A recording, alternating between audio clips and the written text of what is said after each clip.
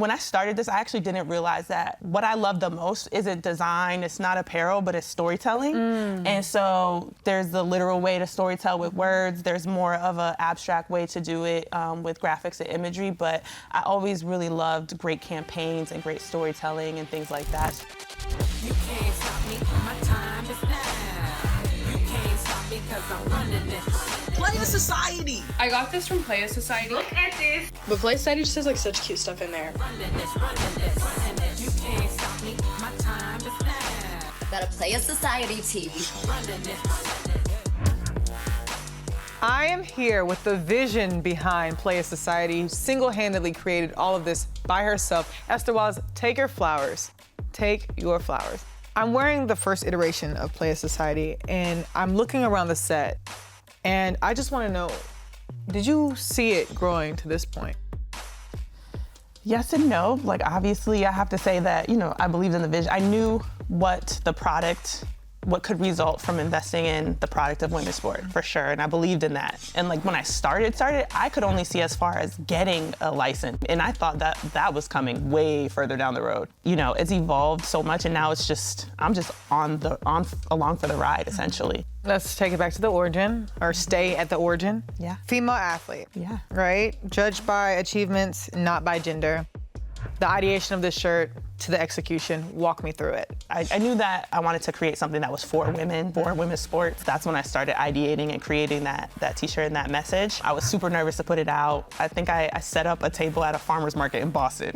And that's where I started selling them for the first time. And then I just took a picture of it and posted it on my Instagram at the time. Had maybe 3,000 followers, I don't remember. And then I saw like that was like my biggest post, like my most likes, most views at the time. And it immediately clicked that this was different. I knew right away that I needed to double down and build a brand around that message. When you're an innovator in the space, it's hard to find, like you said, people to guide you because you are the first to do it. And I look back on the landscape of women's sports merch at the time. There was still nobody doing it like you. How did you know that this is the space you need to be in? And how did you fill a space that didn't exist yet? Honestly, it was just following my instincts at the time. At first, I just was creating stuff that I wanted to wear, and then it was just responding to the feedback. But, you know, I always wanted to design and create things, but I didn't realize when I was younger that I loved to solve problems. So eventually, I just put the two things together. And out of necessity, I feel like that's when I personally create the best things, and there's a philosophy to that, right? The pressure, the necessity, the need, the demand, all of that has created. She's giving us business 101, okay? Again, like me observing that women's sports is a great product, I wanted to create a great product. And so it started with that. I never wanted to push a product that I didn't believe in or a message that I didn't believe in just for the sake of creating something. The goal was always the message. Apparel just happens to be the medium. And then from there, you started collaborating. So I think I'm gonna make one little quick change and we'll be right back. Playa Society has definitely demanded that attention. Oh my gosh, I've had my eye on this one. And you might say, Lachelle, what is all that in your hand? It's Playa Society. So a place from creation going to collaboration. You reached out to several people to make collabs. We did this one for the Bubble, the Wubble. How do you know who to partner with, and how do these collaborations come about? I'm still reacting so much because a lot of the requests are coming to me instead of me necessarily like having to sit down and actually think about that ahead of time. I'm learning now to like react a little bit more to say, okay, let's take a second. Is this the right collaboration? Is this the right partner? Do we want to do this? So it just comes down to like having a strong team around me now to help plan what that looks like. You are strong, but you are small and mighty, right? Yes. So like people don't realize that your team is super small. You actually did this by yourself for so long. How is that sustainable? Is it sustainable? Yeah. It really isn't. And I know I get that question a lot, like, how did you do it? How do you do it? I knew for a while that I needed to build the team and add to the team. However, early on, I didn't know how challenging that was. You have to make sure you're looking for the right people, the right role, the right responsibilities. I've learned and it's evolved over time, and now I have 2 full-time employees that are hanging in there with me. We probably need 5. 20. give it a generous 5, you know, stay lean. We have some awards to give out. The most improved player in the WNBA, Dejanay Carrington. MVP Asia Wilson, Defensive Player of the Year, Nafisa Collier. Caitlin Clark was named WNBA Rookie of the Year. It's like a bobblehead, and it says Indiana Fever, and it's so freaking cute. You know, business 101, supply and demand. You always come through with the supply for the demand. How do you stay so locked in with your community, and how do you make the discretion whether or not you should do a shirt? I should be on Twitter. Twitter is the key.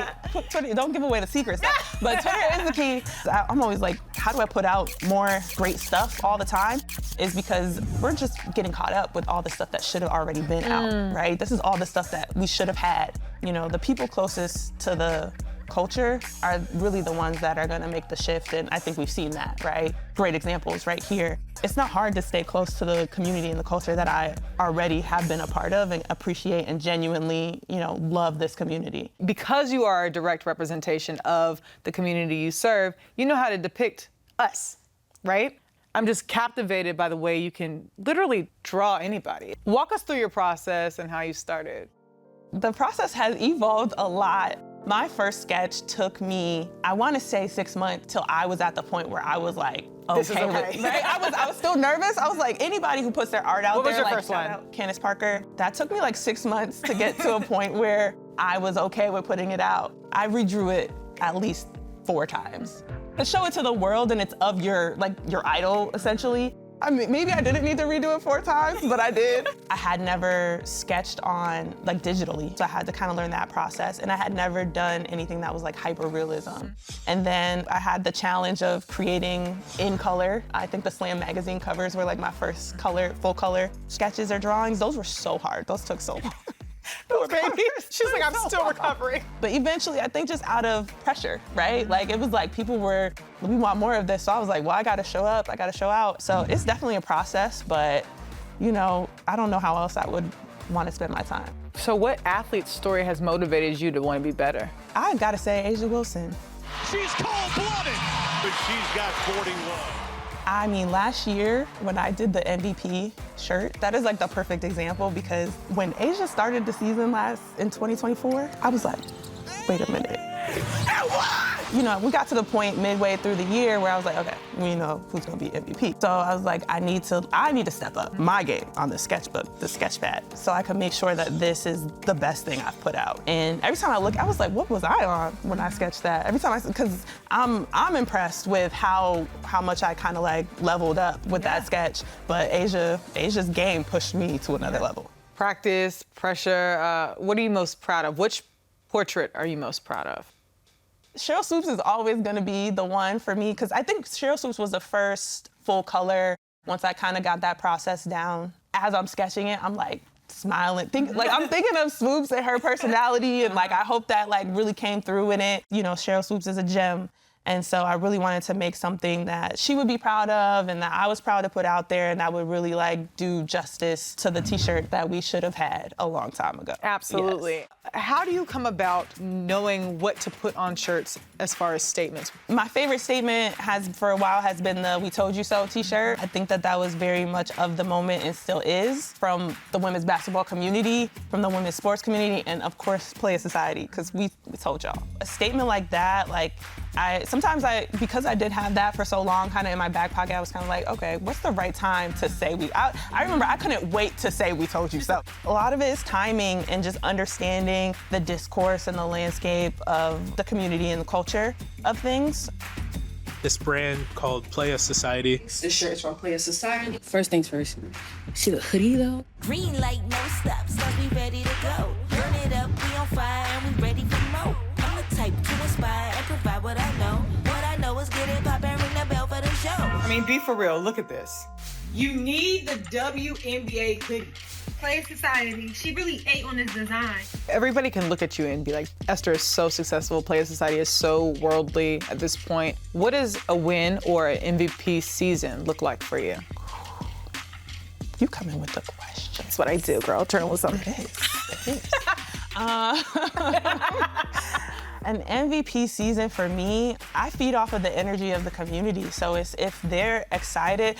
Also, there's a long list. You talked about Twitter. The list that they keep giving me gets longer and longer. Twitter was amazing. Girl, so at this point, I mean, I've been counting how many different players that I sketch. I'm making sure that Playa Society is consistent. I'm making sure that we are telling stories and putting out product for more than just the top 3 or the top 5 players. I want people to be able to purchase t-shirts for players that, you know, they don't have any other product on the market. I want to take care of the community as a whole and all the different pockets and all the different fans and all the different players. Obviously, you know, we want to sell out, we're going to sell out.